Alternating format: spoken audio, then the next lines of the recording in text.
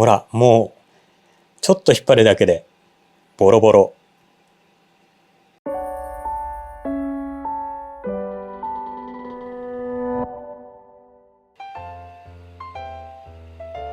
はいどうも、ビバです。こちらの水槽は60センチ水槽。中には何が入っているかというと、大量の水草とミクロラスボラ花火とオトシンネグロです。この水槽はネグロと花火の繁殖を目指している水槽なんですけど、ネグロが全然繁殖の気配がないですね。花火の稚魚はたまに見かけます。ネグロの繁殖には何かきっかけが必要なのかもしれない。この水槽は全然動画にしてないんですけど、そろそろメンテナンスをしないといけないですね。水草が伸び放題なので、これらを何とかしたいですね。あ、ここには猫ちゃんが水温計を持ってお仕事をしてくれています。現在の水温は25度ぐらい。この水槽は外部フィルター VX75 を使っています。外部フィルター。ちょっとここ汚いですね。いろいろ物が散乱している。外部フィルター VX75。これを使ってるんですけど、今日ですね、中おかしいなと思って排水パイプを持ち上げたところ、こんな感じ。めっちゃちょろちょろしか出てないんですよ。流量がめちゃめちゃ低下してる。さすがにメンテナンスをサボり続けた結果、中が詰まっているのかどっかが詰まっているのか、流量がめちゃめちゃ低下しちゃいました。今回は外部フィルターのメンテナンス、どこが詰まっているのかを探していきたいと思います。ちなみにこれはカズラヤマサキ。油断すると水槽の中が根っこで大変なことになるカズラヤマサキ。これも現在増やし中です。外部フィルター掃除していきましょう。まずね、ここをなんとかしないといけないですね。これはなんだこれハイター業務用 USB の延長ケーブル。なんでこんなところにあるんだろう。それとツールスタンドと、これはなんだ、小分けのボトル。これはなんだこれはライトだ。これは無印のライトですね。それと何かの板と何かのスタンドと LED ライトがこんなところにあった。中華製の LED ライト。意外と明るかったな。さあ、そして我らが VX75。こいつをメンテナンスしていこう。ちなみに流量低下の原因としては、ここか、この中身か、こちらの給水パイプのスポンジかっていうところですね。このホースが詰まっているってことはないと思うんですけど、ちょっと待ってよ。なんかいるな。なんかいるぞ。なんでこんなところにラムズホーンが入ってんだ？不思議。どうやって入ったんだろう。まあ、メンテナンスしていきますか。ではまず、フィルターの電源はどれだ？これかな？黒いからこれかな？これを抜いて、レバーを下げて、ロックを外して、ピポッ。イージーですね。相変わらず VX75 is easy。まずパイプから見ていきますか。なんかいろいろ大変です。まずスポンジの中に大黒とラトナギリの根が入り込んで、この中がすでに詰まっている気がする。これでさ、ちょっともう一回設置して、これで水が出たら、スポンジが詰まっていたっていうことですね。ちょっと足でレバーを操作して、それ。ちょっと待ってよ。結構出る。なるほど。今回流量低下の原因はこいつだったみたいです。この前衛的なアートみたいなスポンジから大黒が生えるシュールなこのスポンジ。中に根がびっしりと生えています。多分このスポンジの中まで入り込んでる大黒の根っこ。これが詰まって流量低下してたみたいです。なので今回はこれを交換すれば流量は復活するんですけど、さっきホースの中にラムズホーンが入っていました。ホースの中にいるってことは、もしかしたらフィルターの中にラムズホーンが入り込んでるかもしれない。万が一卵とか産んでたら、開けてびっくりラムズボックスになってるかもしれないので、流量低下はこれ交換で解決。フィルターの中をチェックしていきましょう。さあでは久しぶりのメンテナンスやっていきましょう。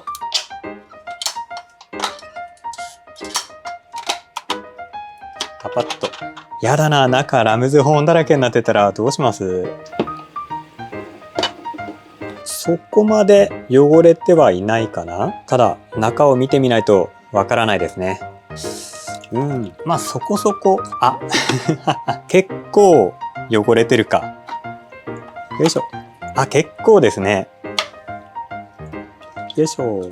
見ての通り結構汚れてました。このろ材は水道水でざっと洗い流していきます。一回定着したバクテリアって水道水かけた程度では流れ落ちないらしいので。あとこの袋、キッチン用のネット使ってたんですけど、なんかもうボロボロ。これは使わない方がいいのかな。なんかボロボロになったのが水槽の中に入り込んじゃいそうですね。これはもう使わないようにしよう。じゃあこれはざっと洗ってきます。では外部フィルターの中の水をこちらのバケツに開けていきます。いくでー。上澄みは綺麗だったけど若干汚いですね。心配してたラムズ保温はいらっしゃらないですね。ラムズだったらこの外部フィルターの中にへばりついてると思うので、そういったものは一匹も見当たりません。じゃあこれもちょっと綺麗にしてきます。バケツに開けたこちらの水も中に生き物はいなさそうなので捨てちゃいますね。ではこちらの洗ったコンテナとろ材をセットしていきます。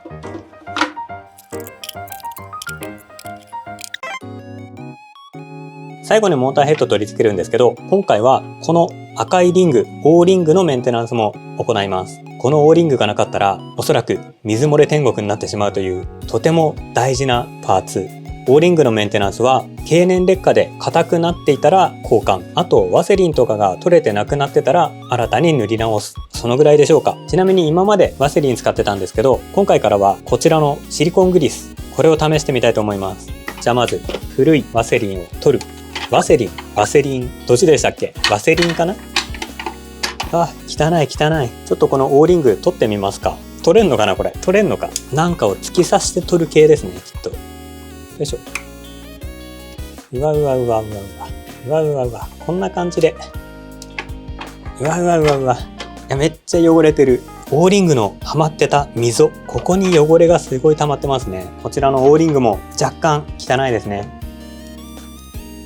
よし、こんな感じかな。今回のこの Oリングはまだまだ現役ですね。実際に硬化した Oリングって触ったことがないんですけど、これだけしなやかだったら十分でしょう。ではこの Oリングにシリコングリスを塗っていくんですけど、どうやって塗るのが正解なのかな。多分この Oリング全体にシリコングリスを塗れば問題ないとは思うので、先にリングにシリコングリスを塗ってモーターヘッドに取り付けましょう。このあたり手順が違ったらごめんなさい。じゃあこのシリコングリスを取ってここに塗っていく。なんか感触はワセリンと変わらないですね。塗り残しがないようにしっかりと塗っていく。ちなみに今回使っているシリコングリスはコメント欄でおすすめしていただいたものです。動画概要欄に商品リンク載っけておくので、気になる方はぜひチェックしてみてください。よし、こんな感じで一周塗り終えました。これをこのヘッドにはめていく。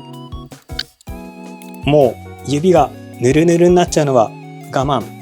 こんなのはティッシュで拭けばいい。よし OK ですね。完璧なOリングさばき。最後にここチェックしましょう。いつも忘れちゃうインペラー。あ、やばい、シャフトが抜けた。ちょっとこれね、シャフトが抜けると中にワッシャーが残っちゃって面倒なんですよね。あとここにもOリングついてた。忘れてた。ちょっとかなり汚れてます。あー、汚いぞ。ちょっとこんなかも拭いとくか。これシャフトの先端についてるパーツなんですけど、シャフトが先に抜けちゃうとこれが中に残されちゃいます。これ気づかないと再設置の時にシャフトが入らなくなります。シリコングリスも塗ったので設置。あら、あ、やばいまた抜けちゃった。なんだ。よし、これをキポッと入れて OK。 これでメンテナンス完了。ホース流の接続も終わったので外部フィルターに水を入れていきます。久しぶりに使うこのキュポキュポ。これは VX75 に付属しているポンプです。これをこちらの排水パイプのここに挿して、そしてポンプをプッシュ。お、いった。今順調に外部フィルターに水が流れ込んでいます。あ、すごい。止まりましたね。これで一旦レバー下げて、外部フィルターの電源コードをつないでレバーを戻す。あ、なんか汚いの出た。あ、いいね。流量はすごいね。完全回復。流量についてはストレーナースポンジが原因だったので、元からこのぐらい流量はあったとは思うんですが、やっぱりメンテ後のこの勢いは気持ちがいいですね。今回はストレーナーをステンレスメッシュのやつに変えたので、これで目詰まりも判断しやすい。このステンレスのメッシュストレーナーは意外と活躍しています。さすがにこれだけ目が細かいメッシュだと稚魚とか吸い込まれる心配もありません。ガラスパイプにも使えるので結構おすすめです。過去に動画アップしてますので、よかったら動画概要欄からご覧ください。はい。というわけで今回は流量の低下してしまった外部フィルター、その原因はどこにあったのか探ってみました。結果的にはこのストレーナースポンジ、これに水草の根が絡みついて給水パイプを塞いでしまっていたのが流量低下の原因でした。今回はこのスポンジをやめてステンレスのメッシュストレーナーに変えたので、今後詰まりはなくなるかなと思います。そしてついでに外部フィルターの掃除をしたんですけど、これ結構驚きましたね。これは100均で買ったメッシュタイプの袋、これにろ材を入れて取り出しやすくしてたんですけど、なんとこれが何らかの何かでボロボロになってます。もう引っ張るだけでブチブチとちぎれるようなものすごい劣化した状態ですね。これは何なんだろう。バクテリアが分解したのかな。そんな自然に帰る商品なのかこれは。ろ材を入れる袋としては通水性も高くて重宝するかなと思ったんですけど、こんだけボロボロになっちゃうと水槽内に混入しちゃうかもしれないので、これは今後使用はやめたいと思います。他のネットとかも結構ボロボロになっちゃうのかな。ほら、もうちょっと引っ張るだけでボロボロ。皆さんもこんな感じのネット使ってる方、一度チェックしてみてはいかがでしょうか。というわけで今回の動画は以上です。もしよければグッドボタン、チャンネル登録よろしくお願いします。それではまた次の動画でお会いしましょう。ご視聴ありがとうございました。バイバイ。